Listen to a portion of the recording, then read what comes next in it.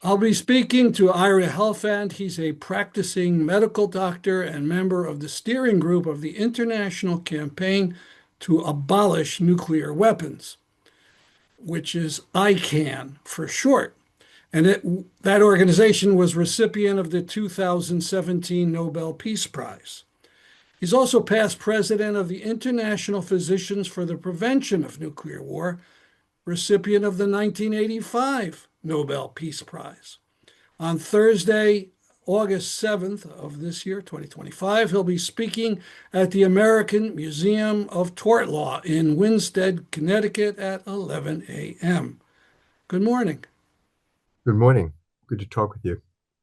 So, the Bulletin of Atomic Scientists once said you were introduced at a meeting as the quietest, scariest person on the planet. Scariest, obviously, because you talk about the realities of nuclear war. We'll get into that, of course, but I wanted to start more quietly. So, could we talk about your background? You're a medical doctor. Where did you study? I went to medical school at Albert Einstein College of Medicine in the Bronx and did my medical training in internal medicine after that at Mount Auburn Hospital in Cambridge, Mass, and then back at Montefiore, and also in the Bronx. And what is your specialty? I trained as an internist, but I worked for most of my career as an emergency room doc. And then about 20 years ago, I bought an urgent care and kind of morphed it into a combined urgent care, primary adult medicine, and addiction medicine practice. And I actually formally retired about from that a few years ago, but I'm so unfortunately still in frequent contact with patients who can't find a new doctor. Now, I remember somehow learning about atom bombs in seventh grade back in the duck and cover era. Do you recall when you first learned about nuclear weapons? I really don't remember a specific moment. I mean, they were just always sort of there. I do have a memory when I was very young, like maybe 3 or 4, of sitting with my father, and he was looking at a copy of Time magazine that was announcing, I think, the first hydrogen bomb test. I don't know what that meant, but I just remember the big picture of the mushroom cloud. But it was just always there for people of my age. I was born in 1949, and so growing up in that era, the bomb was just a part of our life. Right, and we had the Walt Disney film, Your Friend the Atom. Right. Now, as I understand it, your opposition to nuclear first had to do with nuclear power plants. Right. When I was an intern, a group of doctors in Boston started meeting to talk about the medical dangers posed by the nuclear power industry. And we started a group, an organization, and at our third or fourth meeting, we learned that there had been a group some years earlier called Physicians for Social Responsibility, which had been concerned with nuclear weapons. And we merged with that group, and they really hadn't been active, but we sort of reactivated them. And some of the leaders in that group told us that, nuclear power is a real problem, but the bigger problem is that posed by nuclear weapons. And they had published a series of articles back in 1962 in the New England Journal of Medicine. Hmm. And they encouraged us to go back and look at those articles. We did, and agreed with them that as serious a problem as nuclear power was, we really needed to shift and focus more on the question of nuclear weapons. This is in 1979, I'm talking about. And the organization grew very rapidly here in the United States and sort of grew into the International Physicians for the Prevention of Nuclear War when Dr. Bernard Lown, one of our key leaders, met with Dr. Evgeny Chazov, a prominent Soviet cardiologist, and they agreed to form an international federation of local national doctors groups who were concerned about the danger of nuclear war. So that's around 79, you say. And Yes. then 80, I think, Reagan comes in and he started talking recklessly about the possibility of using nuclear weapons. And then he made treaties with the Soviet Union to reduce the nuclear weapons. So could you describe what may have changed? I mean, there was a very dramatic shift in U.S. nuclear policy in the early 1980s. The incoming Reagan administration had the most bellicose policy with regards to nuclear weapons of any president ever. They talked frequently about the possibility of fighting and winning a nuclear war, encouraged people to believe that civil defense was possible, that we could survive a nuclear war and rebuild our country and everything would be okay. And basically, they scared people to death. Um, and that played a very important role in helping to promote the growth of a large movement in the United States, in Europe, even in the Soviet Union, in Japan, Australia. And in 1983 was sort of the turning point.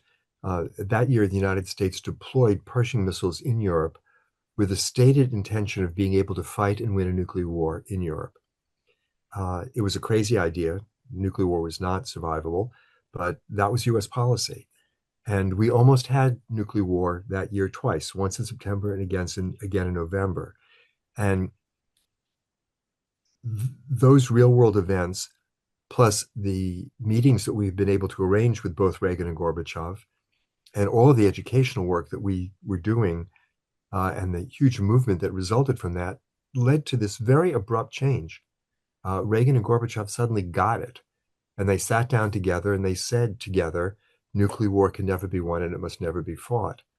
And that joint statement, I believe, was in 1985, just a year and a half, less than 2 years after the near catastrophes in the fall of 1983.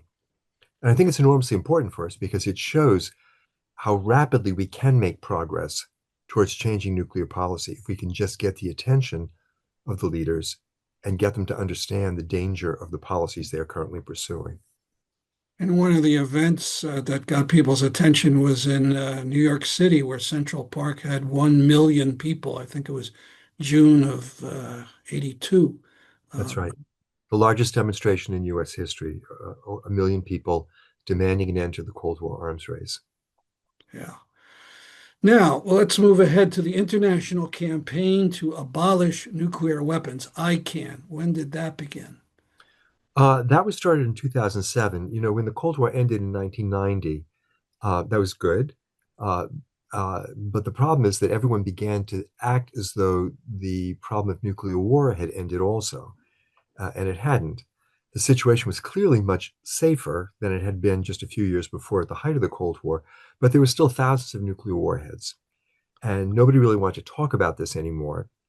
Um, the International Physicians for the Prevention of Nuclear War and our US affiliate Physicians for Social Responsibility continue to try to educate people about the ongoing danger.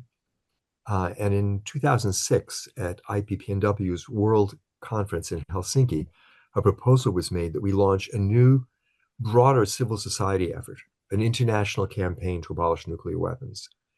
And IPPNW made the decision to do that. We launched the campaign in Australia the next year, 2007.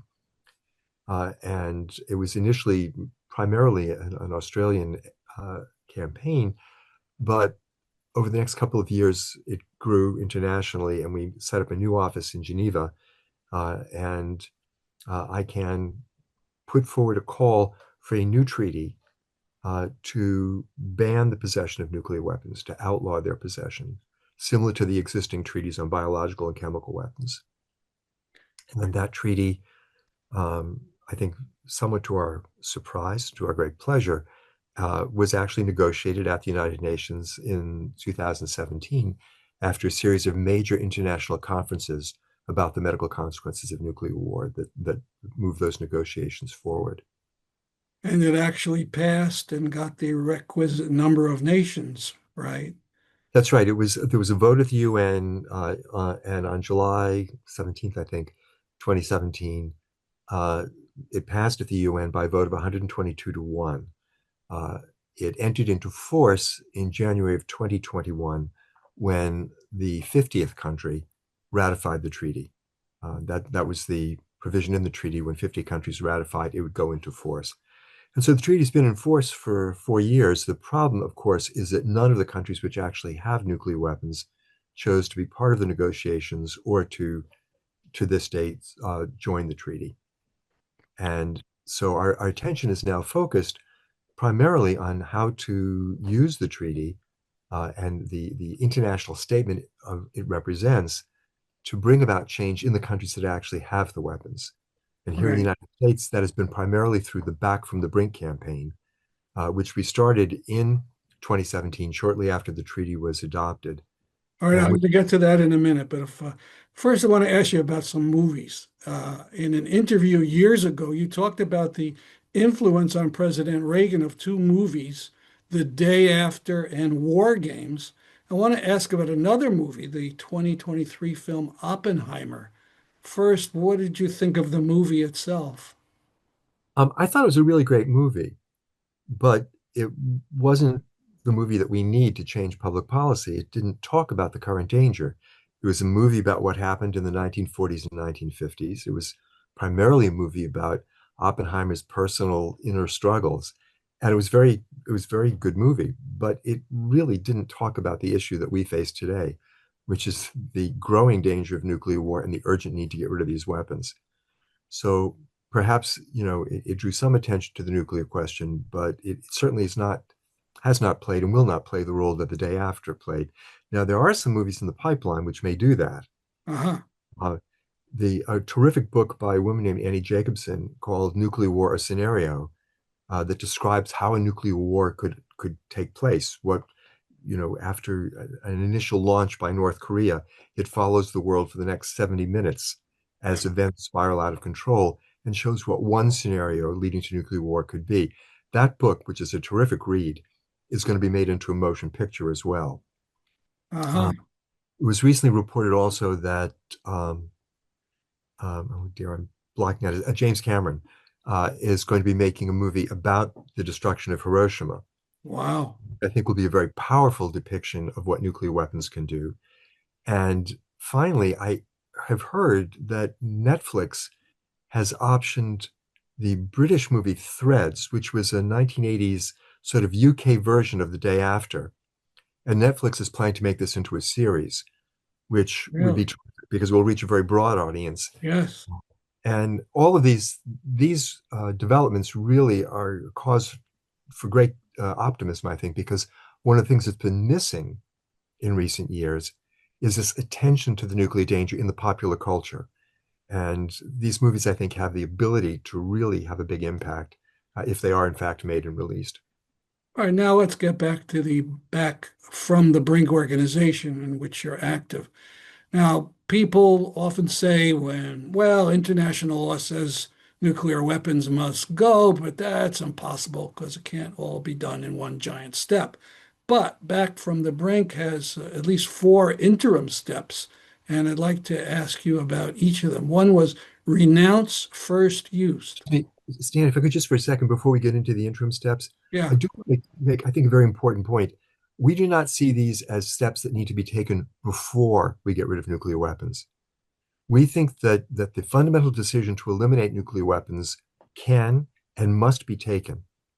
That these are steps that are meant to be put in place to help drive the process forward. But we can see a very major change in nuclear policy, and I think we need to be appreciative of that. In the 1980s, the Cold War arms race was ended in less than 2 years. The decision to eliminate all nuclear weapons could be taken in a similarly short period of time.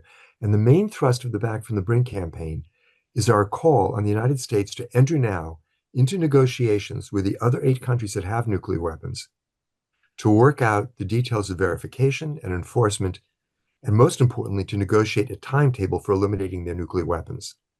That process will take a few years, but maybe 3 or 4 to actually dismantle the warheads. But that negotiation could take place quickly over a year or two.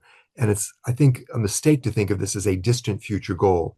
This is an immediate, urgent necessity. We must reach this agreement quickly. Once the decision has been made to enter into those negotiations, the United States can give momentum to that negotiating process by implementing the 4, if you will, interim steps that Back from the Brink is proposing. Okay, okay. So the first one of those steps was renounce first use. What is that? Well, currently the United States has a policy, it reserves the right, if you will, to use nuclear weapons first, even against countries that don't have nuclear weapons. I mean, most of us tend to think that we keep a nuclear arsenal just to be able to retaliate if we're attacked or to deter somebody else from attacking us. But in fact, the United States has very extensive and elaborate plans for nuclear war fighting. And those plans envision the United States starting a nuclear war.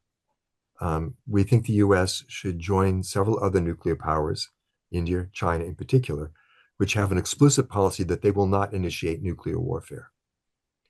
And we think the US should urge the other countries which have nuclear weapons that have not adopted such a policy to join us in declaring that policy, which would dramatically decrease the danger of a nuclear war taking place in the few years that it will take us to get rid of the weapons. All right. The second one is end hair trigger alert. What is that? Currently, a significant number of US nuclear warheads, several hundred, are mounted on missiles which can be launched in 15 minutes. This is a relic of Cold War conditions uh, and is totally unnecessary. We now have a fleet of submarines which are essentially invulnerable. We don't have to launch our land-based missiles in 15 minutes on warning that the other side has attacked us. We've had many of those warnings. They've all been false. And we have always, at the last minute, stopped the process of launching our arsenal. It is crazy to maintain that kind of a hair trigger situation. If we decide that we're going to destroy the world, we can do it tomorrow. We don't have to do it in 15 minutes. And so we want to get these weapons off hair trigger alert to lessen the chance that they'll be launched uh, uh, in essentially accidentally, to lessen the chance that they will be launched as a result of a cyber attack. Um, Yeah. these are vulnerable to cyber terrorism at this point. A group somebody could hack into our command and control systems potentially and launch these weapons. And that's a crazy, dangerous situation, and we should end it. The third one was cancel enhanced weapons. What are enhanced weapons? The United States is currently has launched a 30-year program, which will cost something between 1.7 and $2 trillion to completely rebuild our nuclear arsenal, every element of it, with new and enhanced weapons. We're going to have new submarines. We're going to have new ground-based missiles. We're going to have new bombers. We're going to have new warheads for all of these systems. And this is not just a replacement. These weapons are all more advanced. They are more usable, which lowers the threshold that we will actually initiate a nuclear war. And it's a terrible diversion of resources, and it's very destabilizing. It is helping to stimulate a global arms race. It's not the US alone that's doing this. The Russians, the Chinese, the British, the French, the Israelis, the Indians, they're all working to enhance their nuclear arsenals. But we are playing a major role driving that process forward. And we don't need to do that. We have enough nuclear weapons right now to destroy the world many times over. We don't need to do this. And by doing it, we are making the situation more dangerous, not safer. And the last one was end sole authority. What is that? Well, currently, the President of the United States is able to launch nuclear war all by himself, does not require input from anybody else. And if the President decides to figuratively push the button, there is no one who has legal authority to countermand that order, or even there's no one who is required to sign off on that order. And no one should have the ability to launch nuclear war. No small group of people should. But it's particularly dangerous when that power is vested in one individual. We have had multiple instances where the President of the United States was, for a period of time, deemed by his own administration to be unstable. This happened during the final weeks of the Nixon presidency when President Nixon was drunk much of the time. It happened during the last weeks of the first Trump administration when Trump was trying to overthrow the US government. And there's no reason to have this kind of profound instability built into the system. There should be some check on the president's ability to take this most catastrophic decision. The Constitution says that only Congress should be able to declare war. And launching a nuclear attack is certainly an act of war. There needs to be some check on that power. The president shouldn't be able to do this alone. Well, this has been great, and I'm sure you'll be getting into a lot of this on, I think it's Thursday, August 7th. Let's just remind folks that the event will be at 11 a.m. in the morning at the Tort Museum in Winsted, Connecticut. By the way, that's a museum that was founded by Ralph Nader. So come to the talk and then visit this very attractive museum. Its site is tortmuseum.org. Thank you, Dr. Ira Helfand. Thanks, Stanley. Pleasure talking with you today.